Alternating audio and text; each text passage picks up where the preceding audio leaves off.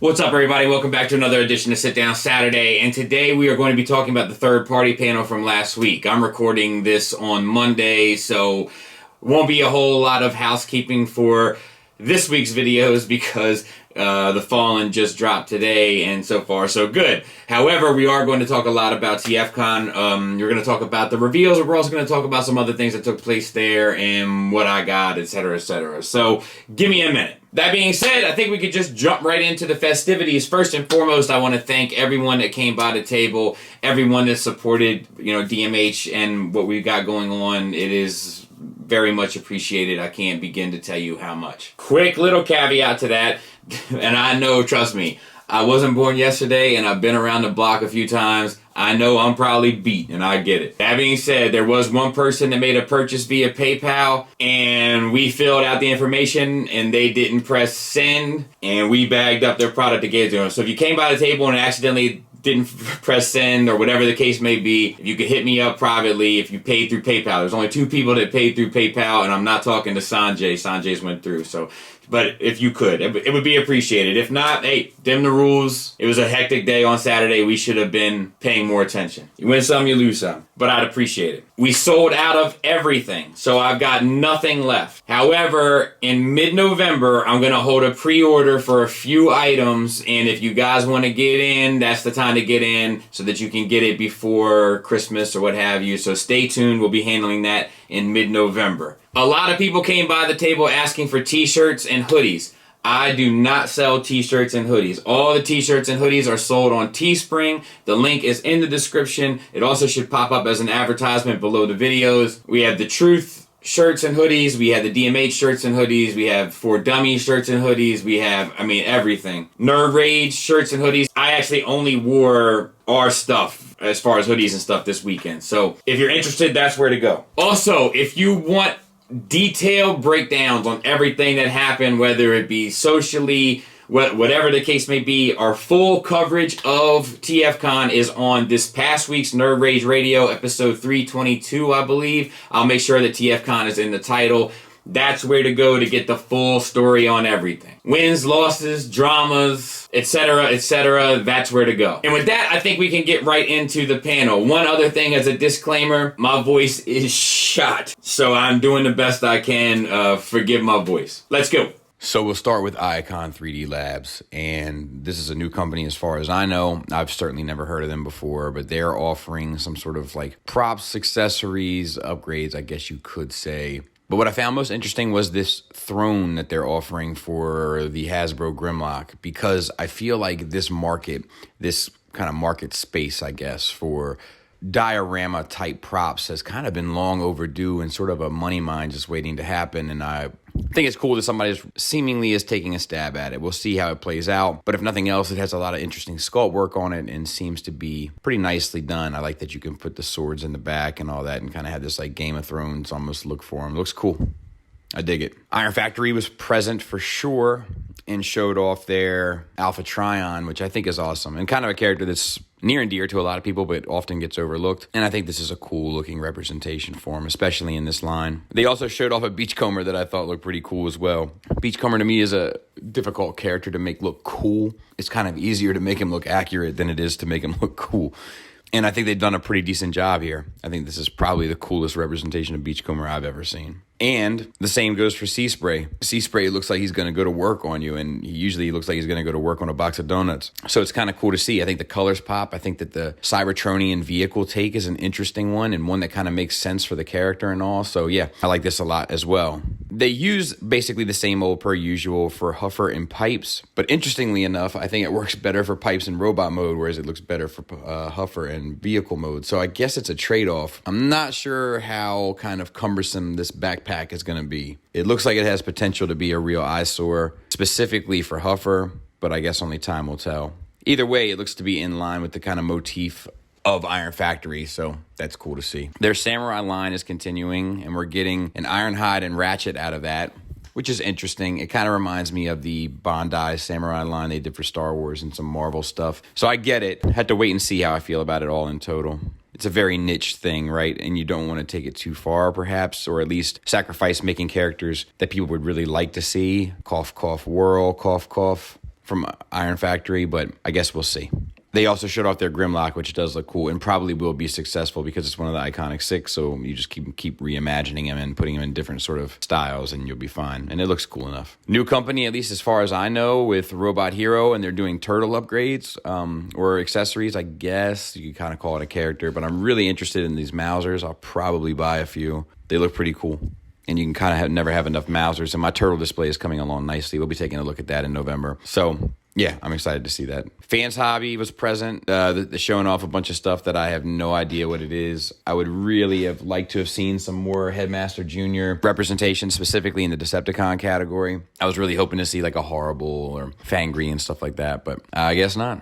Doesn't mean that they weren't very present, though, and look like they have a lot of stuff coming. And I know a lot of people are kind of into their bracket or pocket that they put themselves in, so cool enough. New Age, certainly present. We had pictures of a Beachcomber forthcoming, pictures of a Cyclonus, both of which look great, both of which look up to the kind of the New Age standard in terms of proportions and scaling and sculpt work, specifically with their faces. I'm hoping that the paint is going to be there, the color palettes look appropriate, etc., etc. So I have no reason to doubt that there'll be anything short of great. And Fans Toys, or should I say Fans Toys? You got to forgive me, my voice is gone. But we got an Outback, and I feel terrible because I just gave advice to somebody. I was like, look, might as well pick up the bag cube. And then as soon as he picked up the bag cube, we got this. So I'm sorry to whoever is out there that I misled. But we're getting him, and he does look pretty cool, and he does look pretty cartoon accurate. And I love that it's not just a straight retool of the Brawn, or at least tons of, I should say, new sculpt work involved here, where it looks like its own unique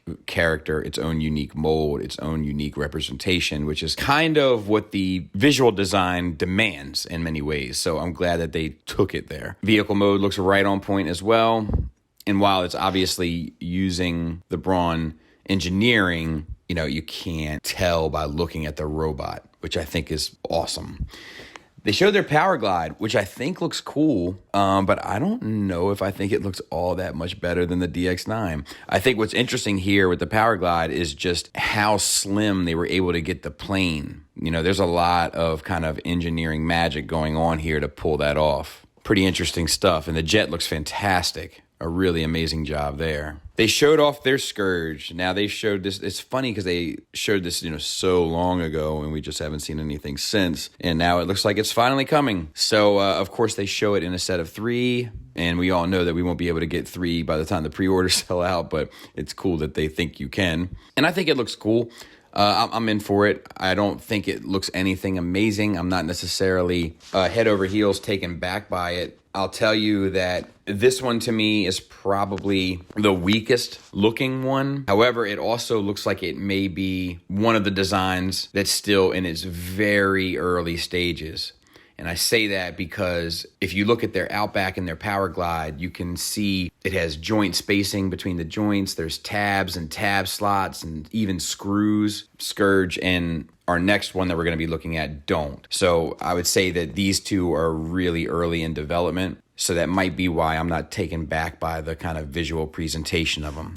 And the other one that I was talking about was Chrome Dome, which I think looks great, but definitely looks like it has a ways to go before we'll actually see it released. Unlike, the Outback and the Power Glide, which looks far further along.